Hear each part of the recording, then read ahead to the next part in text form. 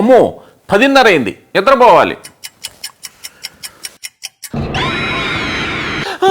గురువుగారు, రాత్రి కల్లో తెల్ల పాము కనిపించింది.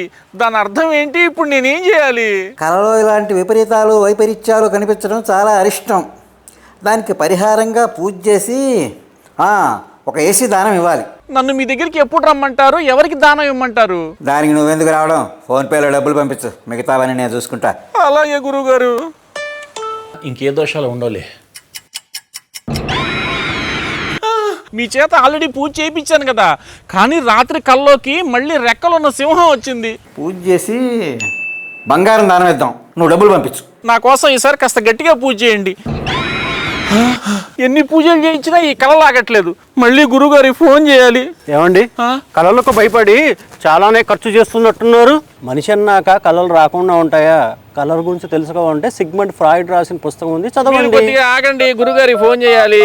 నా కోసం మీరు శ్రద్ధగా పూజ చేస్తున్నారా లేదా? నాకు మీ మీద నమ్మకం కుదరలేదు. ఇదిగో మాటలు జాగ్రత్తగా రాని. పూజలు నా కోసం చేస్తున్నావా ఏంటి? నమ్మకుంటే చేయించుకో, లేకపోతే మానుకో. ఇప్పుడు నీ శాలరీ ఎంత? దాదాపుగా 50,000 గురుగారు. 2 లక్షల జీతంతో ఉద్యోగం చేయాల్సిన నువ్వు క్రితం జన్మలో దోషాలు పరిహారం చేసుకోవడం వల్ల 50,000 జీతంతో సరిపెట్టుకుంటున్నావు. ఇప్పుడు కూడా దోషాలని నిర్లక్ష్యం చెయ్యి, 10,000 జీతానికి పడిపోతావు. ఆలోచించుకొని ఫోన్ చేయి. అయ్యయ్యో, గురుగారి కోపం వచ్చినట్టుంది.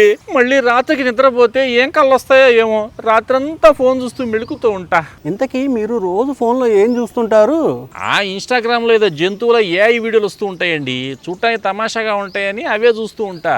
ఓరి నీ దుంపదేగా, రోజు ఆ జంతువుల వీడియో చూడమాకయ్యా, అవే నీ కళ్ళలోకి వస్తున్నట్టున్నాయి. అయ్యుండొచ్చండి. ఇంతకాలం కళలకి పెద్దగా కారణాలు ఉండవని తెలుసుకోలేక డబ్బులు పోగొట్టుకున్నా. థ్యాంక్స్.